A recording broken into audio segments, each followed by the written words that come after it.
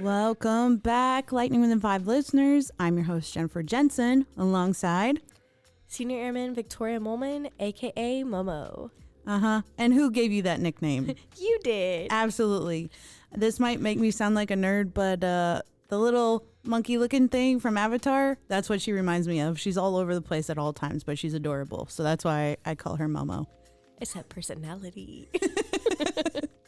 All right, Mo is filling in.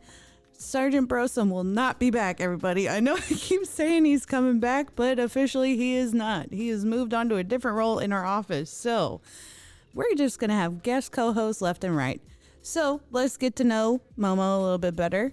Why don't you tell us a little bit about yourself? So a little bit about myself is that I've been in the Air Force now coming up on 3 years here at Tyndall Air Force Base. This is my first duty station. I am a prior military spouse. My husband was in the U.S. Navy. Currently going to Syracuse University, getting that degree for my bachelor's. Get it, girl. Apart from that, I'm a mom with 3 kids and 2 dogs and 2 cats. A zoo. You live with a zoo, is what you're telling everybody. I like it a little crazy. All right, and Mo is one of our multimedia airmen, so that means she does photos, videos, writing, all the things. You have to be an expert in all things visual media in our realm now. Back in the day, it was just one thing. You're either photo, video, graphics, or a journalist. Kind of like it, though. I mean, you are a jack of all trades, for sure. And I think that will benefit you when you get out of the Air Force, because usually that's what corporations are looking for when they're hiring public relations. As of right now, she's just busy. So she took time out to do this with me. First of all, we have to recap the air show. We got praised high and low for the air show. It was bigger. We had way more attendance. If you were there, reach out and tell us how you thought it went and what we can improve on. So that way next go around is bigger and better, just like we did this time. This is going to be fun. Listeners wrote in because I reached out to a couple people that I know are avid listeners and top fans, if you will. And I asked them, like, what is a topic that you feel like the majority of the Air Force is going through right now? And because it's PCS season, a lot of people are going through their feelings. Oh, yeah. You, Mo, had to PCS here from tech school with your millions of family and animals. Was that stressful for you? That was a nightmare. Yeah? It was very stressful. Yeah. Did you do it yourself? Yes, we did. Okay, go on. We got our truck stuck in the dirt. Okay. With all of our stuff in it, had to get it towed out. That was one of probably the most stressful things.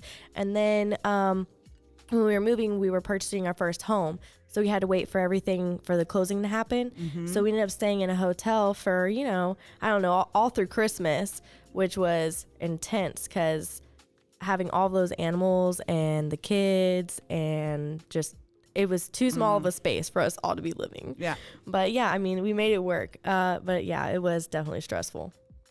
Yeah. That just like trauma flashed in my brain. Like I lived in a hotel for 3 months because when we moved to San Angelo, which is Goodfellow territory, there was no housing at all. So we had to wait 3 months for our house to be finished being built. And we lived in a 1-bedroom hotel room with a brand new baby, a 5-year-old starting kindergarten, and 2 dogs. Womp womp. It was awful. I don't wish that upon anybody. And why did we do that? Because TLF was full and could not house us, so we had no option. But anyway, on the brighter side of PCS season, let's just dive into this. So being positive, I think moving around once in a while is a blessing and a curse, right? Like you get to grow your network, your tribe, if you will, of people. You always, I found, at every space we were at, have that group of people who you know is your tribe and like will always have your back. They care for you like you're their family, and essentially you do become their family, right? Yeah. And the flip side of that is you have to leave those people. That is the worst feeling in the world when you have such a close-knit group of people who you love and they love you back, and you have to give them up just to go to a brand new location and do it all over again.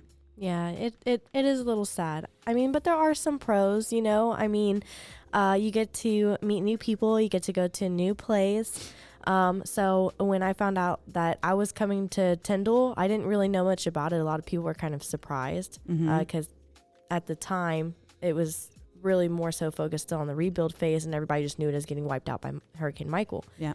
But yeah, when I came, like, I was so excited. I was excited to come somewhere where the beach is and the water's beautiful. And I was ready for it.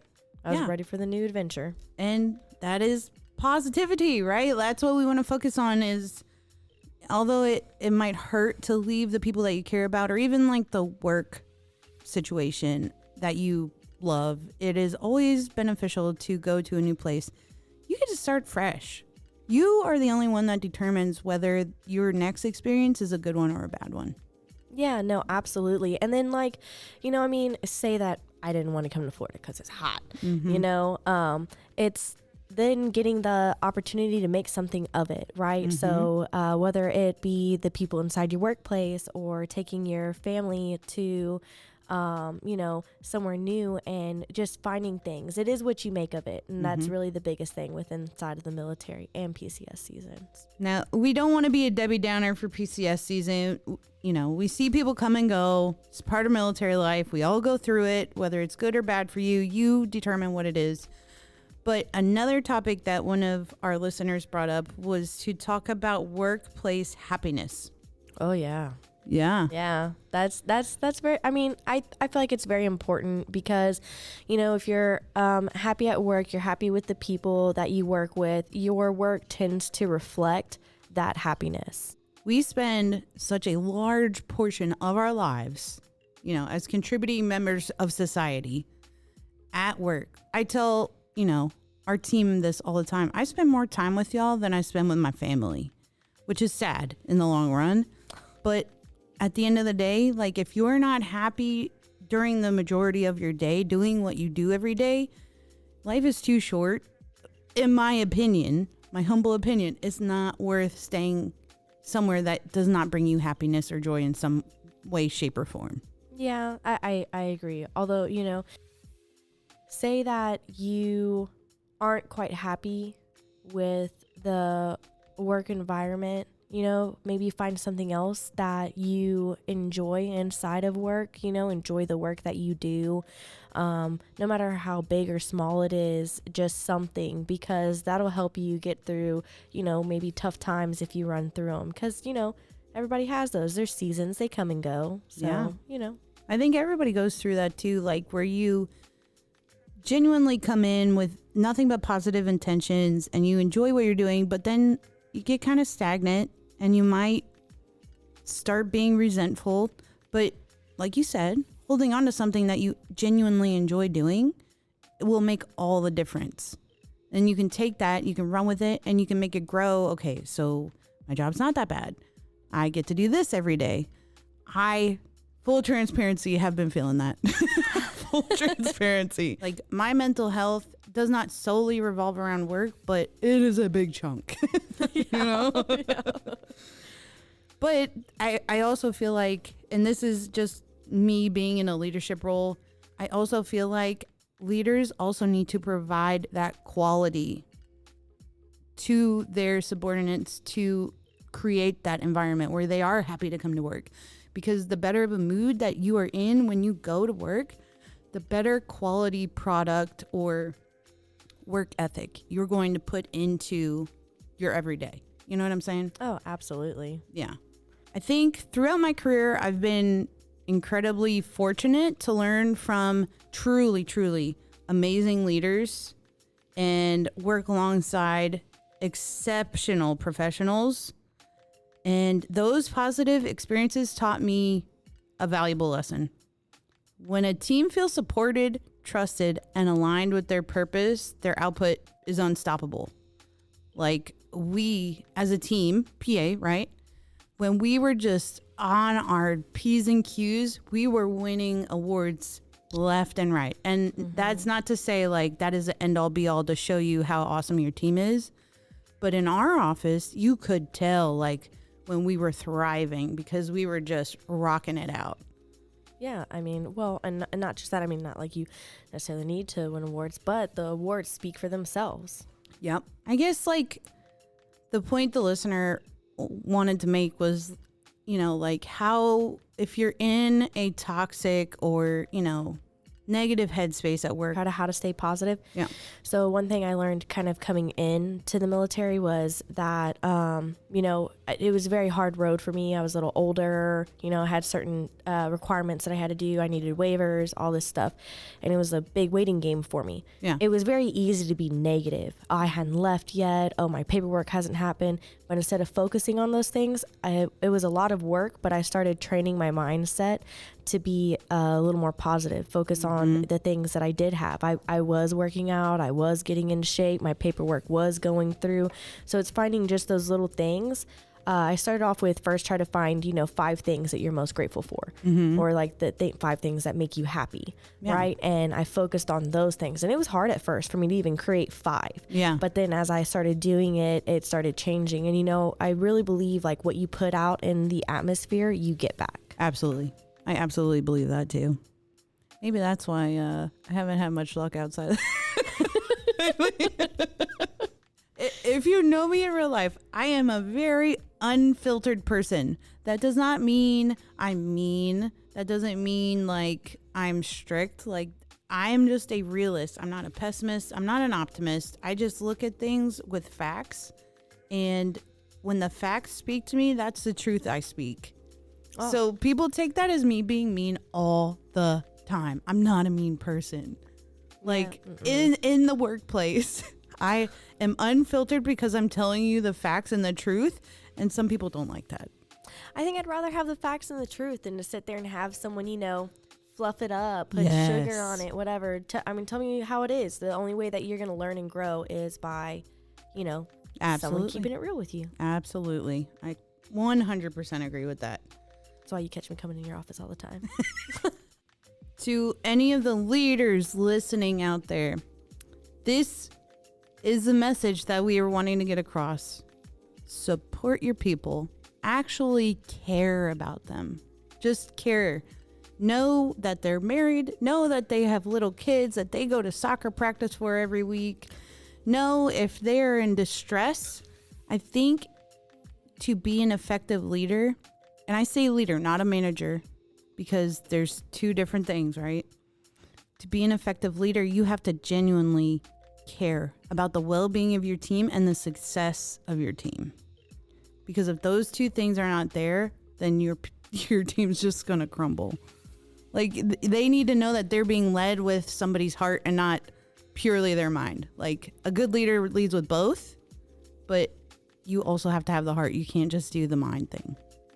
Listen to John Maxwell. Read some books. John Maxwell Leadership 101. Highly recommend. There you go. Yeah.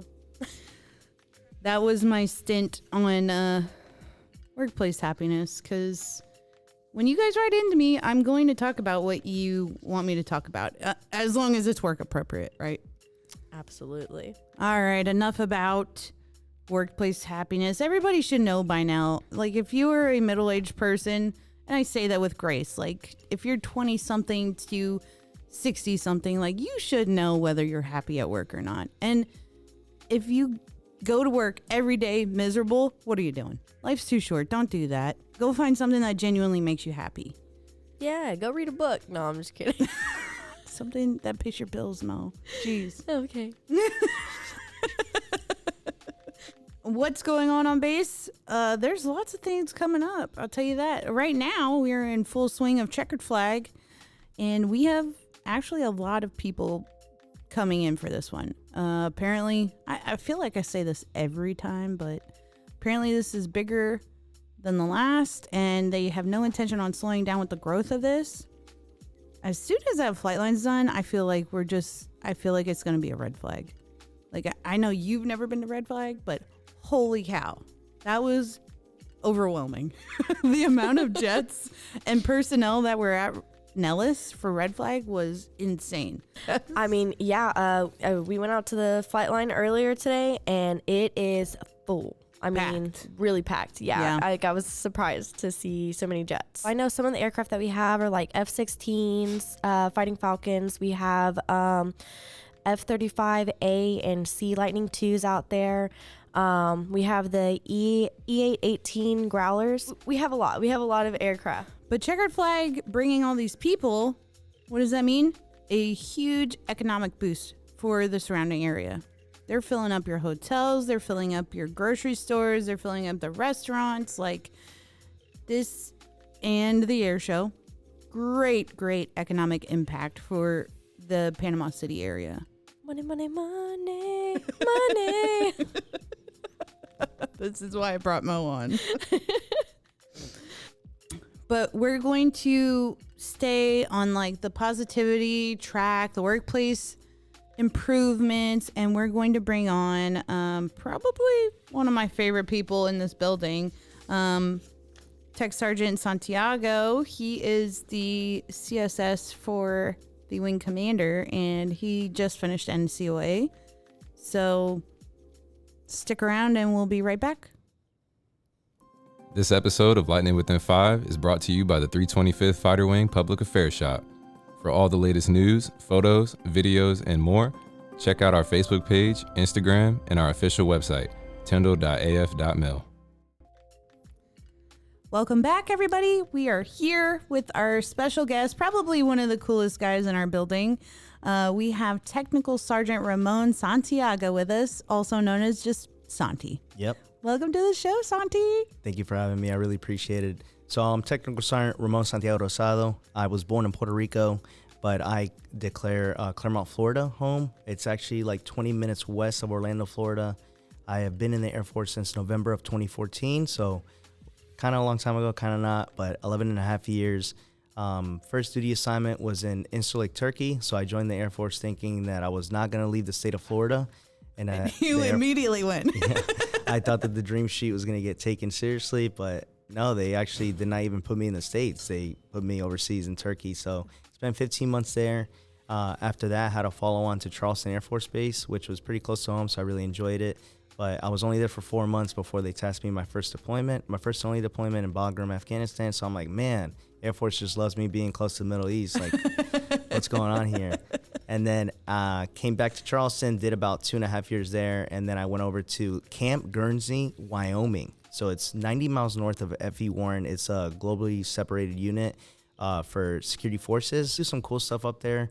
So that was pretty cool because that unit was only NCOs. The staff sergeant was the lowest rank there. So wow. I just put on staff and I got there and I was like, okay, so I can just blend in over here and stuff like that. But how do you get all these weird places? What is super weird? Just I've never heard of that. Yeah, no, never heard of that place. I was there for 6 months. On my 6-month mark, we had this thing that happened around the world called COVID, and so I was like, I need to get out of here. Yeah. And so I went on. At the time, it was AMS, where you can just go and pick your assignments and stuff like that. Mm-hmm. Now it's My Vector Talent Marketplace. And so I applied for an ROTC job over in Daytona Beach, Florida. Oh. And that's all I saw was Daytona Beach, Florida. So I was like, I want to go home. I want to get the heck out of here. Yeah. I went over there, and I didn't know what I was signing up for, but I worked for Embry-Riddle Aeronautical University in Daytona Beach, and it is the second largest detachment in the United States for ROTC cadets. Oh, wow. And over 500 cadets. So I was like, no way. Yeah, so it was super, super busy, but yeah. I was close to home. My favorite assignment, loved it. I literally relate everything to life to that job because it just meant so much to me. Aww. I actually got to live out of Daytona Beach over at Embry-Riddle. I got selected to come here to Tyndall Air Force Base, which I thought the base was already built by then. So when I got here, it was not. No. But it's looking good so far. Yeah. But yeah, I've been here for about a year and a half this July. Okay. And you like it so far? I do.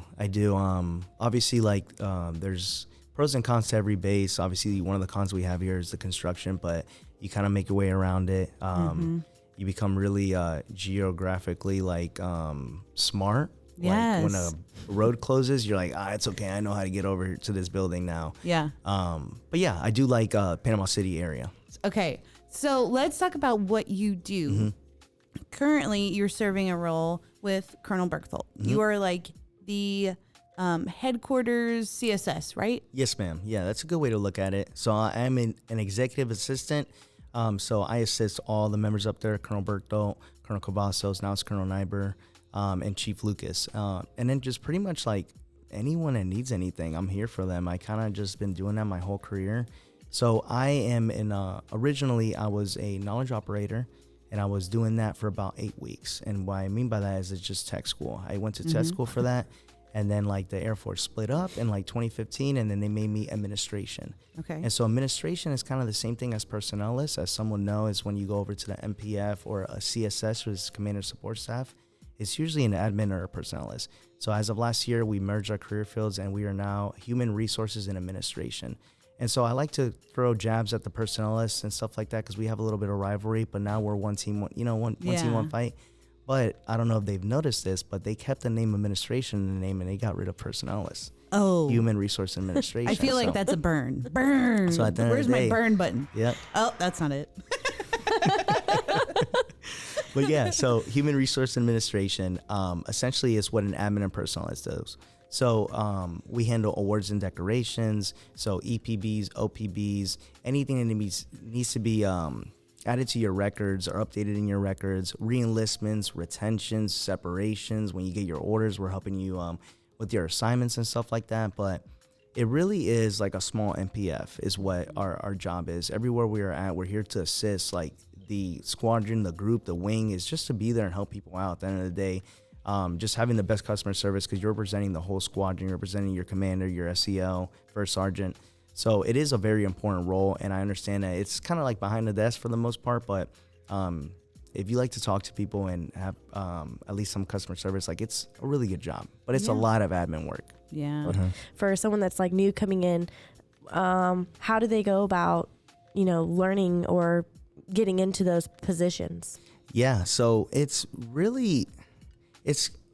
with being an HRA, just with any other AFSC, you start in a position that like the Air Force wants you to be in. So like supervisors would have you kind of just focus on your CDCs and stuff like that. So if I had like an advice for young airmen in my career field is just focus on your CDCs for now. Like once you join, focus on your CDCs, network. So get to know the people that are around you, establish a good working relationship with your supervisor so that you guys already have that. Work hard so that they see that you're motivated to do anything and everything to like help out your career and open up doors for you. But in order for you to be like an ROTC instructor or work in ROTC, it's really through Talent Marketplace where you apply for it. So you have to have a line number in order to do this job. And back in the day, you used to be able to do it as a senior airman, but now you just have to be a staff to do the job. But other cool ways that I would advise young HRAs is to work in postal. So in postal, you know how like in every job, we kind of have like a job that not too many people want to do. Postal is one of them because it's like the one admin job that like you're actually really getting sweaty, you're working and stuff like that. So most admins are like, no, I want to be an AC and stuff like that. But this is a job that you actually have to work, pick up a lot of boxes, deal with angry customers. So like being deployed and stuff like that. One of the things that people value a lot is their letters and their packages. Oh, yeah. And so like the postal team, whenever someone's angry that they didn't get something, who are they taking it on? Yeah. The postal members. Like, where's my package? Like, dude, we are in the Middle East. Like, this got to go through so many customs. Like, it is not here. Just please be patient. But I would just advise airmen to do that job, to understand it, especially now that we've merged from personnelist admin to HRA. Personnelists will have to do that job. I did not know postal was tied into you. Yeah, it is, ma'am. That's crazy. That is crazy. Mm-hmm. Don't we have a post office on this base? Yeah, but we don't have active duty, do we? We do, yeah. Shut up. So actually, fun fact, I was actually the official postal manager before I took this job. So I was in charge of the post office. Yes, ma'am. So it's Where have they been? I've only ever seen the civilian. Yeah, so the reason that we don't have, technically it's not a post office, it's the official postal center. So it's only for official mail. So you have ADOs in your unit, which is Activity Distribution Office or Officer. It's the ones that are allowed to send out official mail only. So that's why you guys probably haven't heard of it. It's only for official mail. Wow. Look, see, I do love this. I really do. We were talking about like workplace happiness, earlier before you came in. And my podcast is absolutely my workplace happiness because I get to learn so much about what everybody else is doing. And at the same time, be thankful for what I do because their jobs don't sound appealing to me at all. Yeah. It's like enlightening you of like, you're like, okay, yeah, I'm grateful for what I do. I do not want to be doing that. No, I genuinely love what I do. But I do too. going back to you being at ROTC, so you were an instructor. Yes, ma'am. You also just went through NCOA, correct? Yep. So Let's go. what was the most valuable thing that you took away from, I don't know, either ROTC or NCOA as a leader in the Air Force? Yeah, so honestly, what I have learned in that job and in my Air Force career is that obviously, like I'm a tech sergeant. I'm in NCO tier. I have not been a senior NCO yet or anything like that. Hopefully I am one day. Obviously, chief is in the future as well. Hopefully, if you just keep working hard. But from just my perspective, I do think being a non-commissioned officer is the most important rank in the Air Force. Absolutely. And the reason I say that is because, and I'll just tie it into ROTC and into when I was in NCOA, but in ROTC,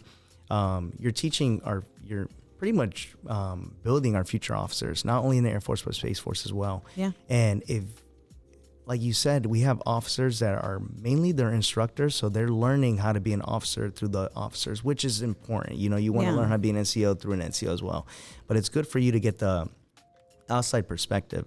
And so I had a really good commander there. He's retired now. His name is Colonel Alan Dayton. He was just amazing. Like, he just always involved the NCOs in all decisions that he made. And as a full bird, like, it really made you feel like so special. Yeah. And he would just tell us how he's like, yeah, so the reason I do this is because my NCO cadre that I had when I was in this program just like really took care of me. Like, and it really showed me how NCOs are supposed to be training our young LTs and just our fresh new captains as well. Just always mentoring. And it kind of makes sense, you know, how we always have a commander, they will have a SEL with them.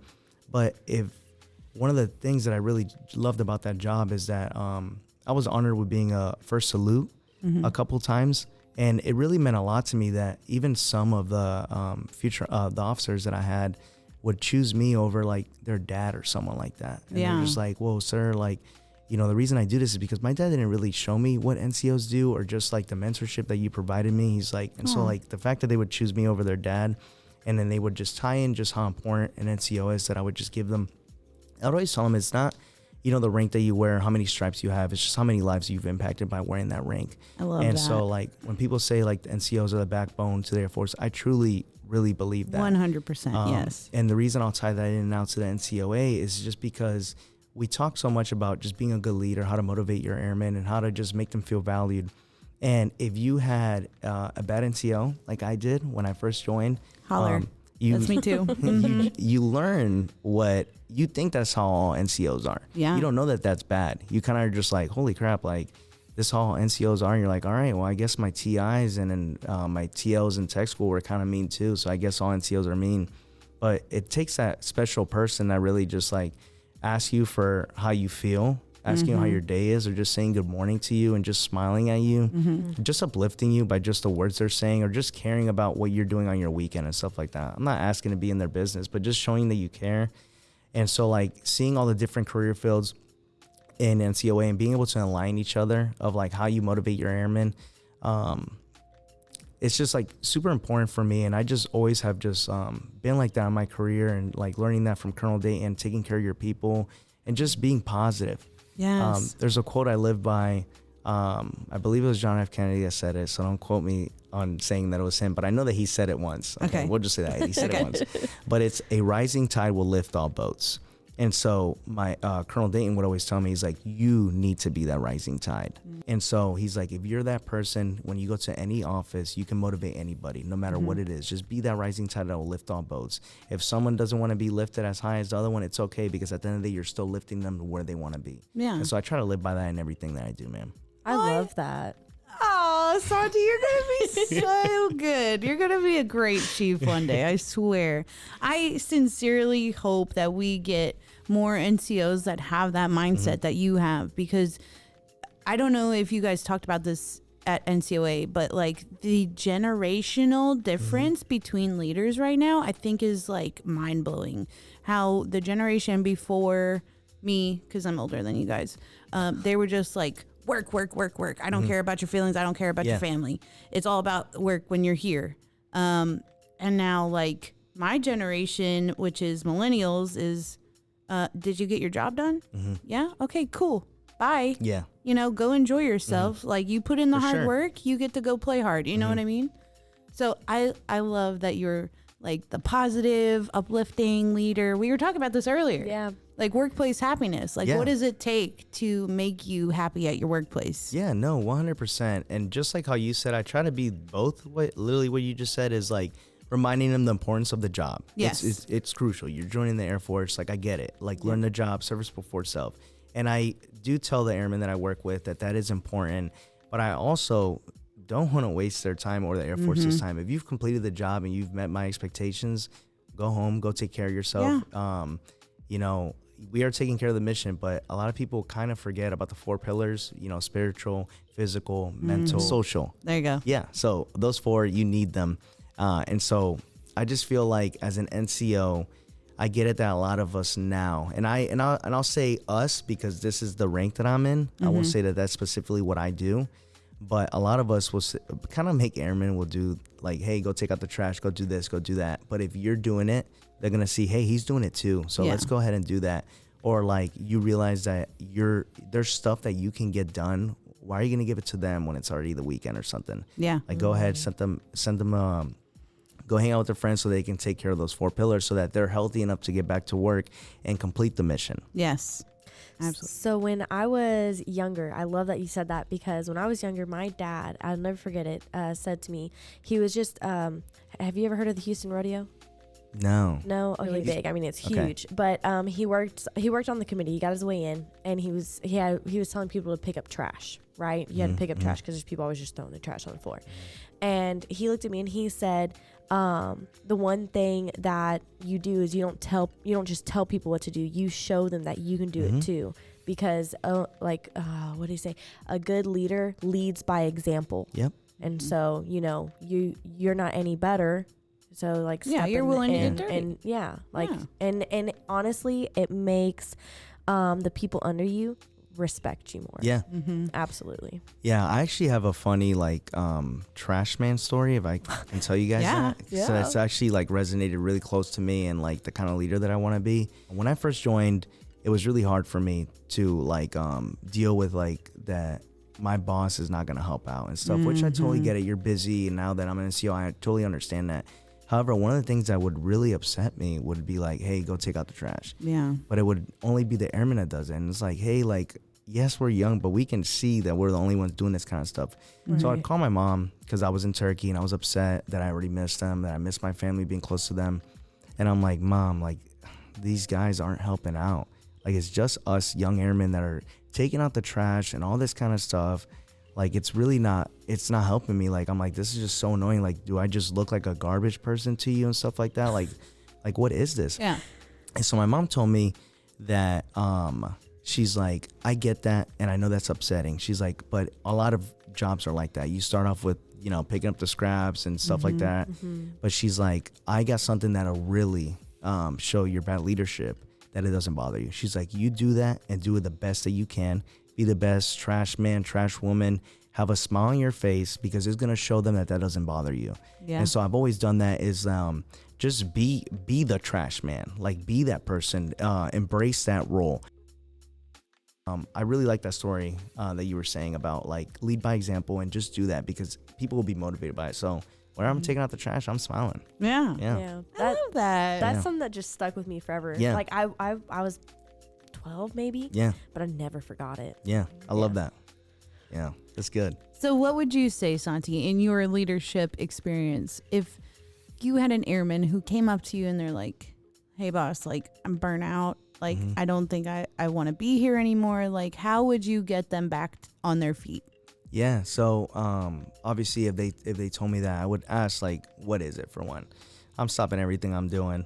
Immediately I would ask like, do you need some time off? Yeah. What do you need? You need some time off. Do you need to go home, see your family? How can I help? How can I help you? Like, Obviously, do we need to put in leave, all that kind of stuff. Is there anything that I'm doing? Yeah. Am I the reason that you're burnt out?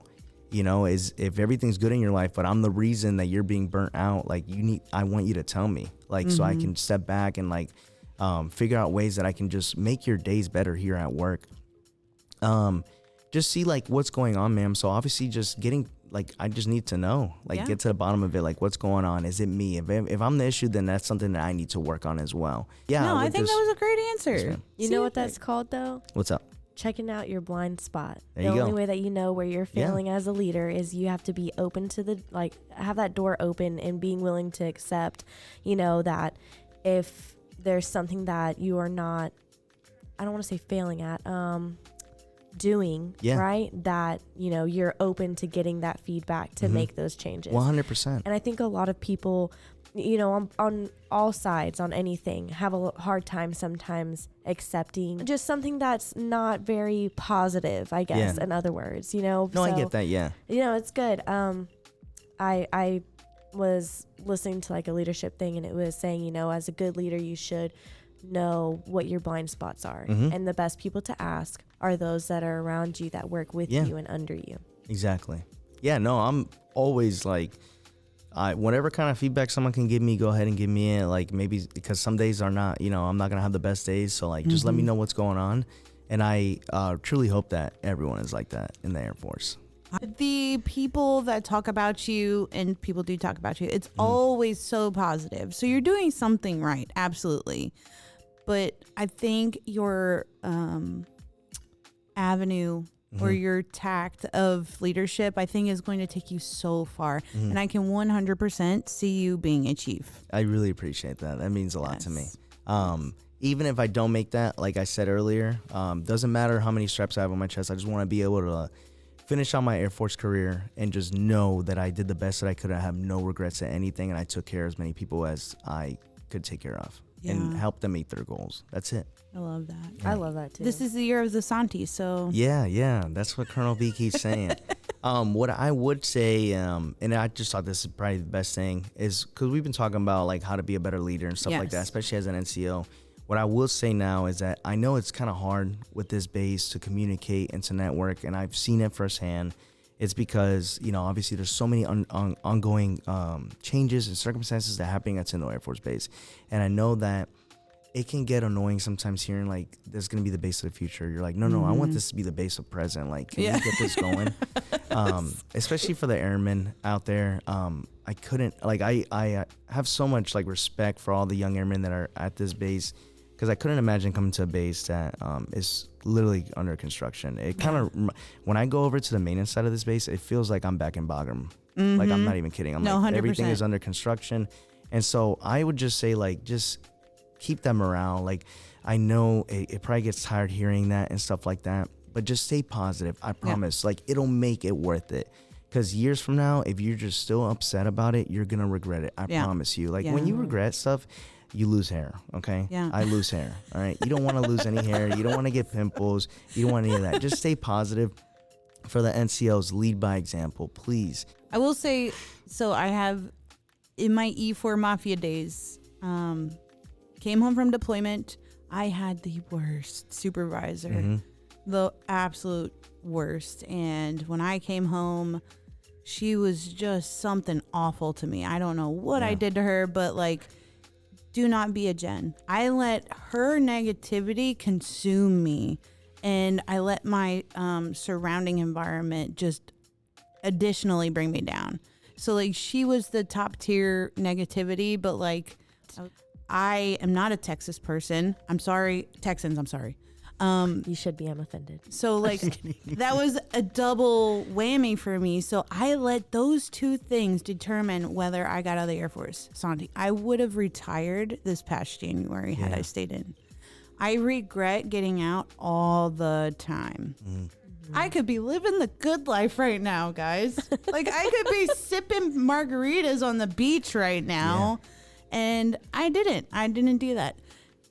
I regret it, but I don't, like, because I obviously made my life more positive in the direction I went. But don't let a situation, because that's what it was. It was just like a span of time where it was nothing. I felt like nothing but negativity. Don't let that determine like lifelong decisions. Yes, ma'am. It will pass. The storm will pass. 100%. But I will say this though, ma'am, because just like Mo said, with looking at the positives, if you would have retired and stayed in, you wouldn't have been here doing this podcast with us. So That you gotta is look true. at some of the good things that happen at the end of the day. That is very Yeah. true, Sandy. Yeah. Where one door closes, another opens. What's Yep. meant to be will be. But that pension would have been nice. What you're Yeah. saying. Yes, it would. and the time off. Yeah, absolutely. Mhm. All right, Technical Sergeant Santiago, thank you so much for being here. It was so amazing getting to talk to you like this and hearing your positivity and your leadership. Thank you so much. Yes, ma'am. I really appreciate you and Mo for taking the time to talk to me. It really means a lot to me. I just hope that just coming on here, that whoever's listening, that just needs some kind of uplifting energy, or if they, they just need just positivity and smile and just lead by example and take care of your people. And I promise you, your life will be a lot easier at the end of the day. All right, everybody, stick around for next month's episode when we say goodbye to Colonel B and Chief Lucas.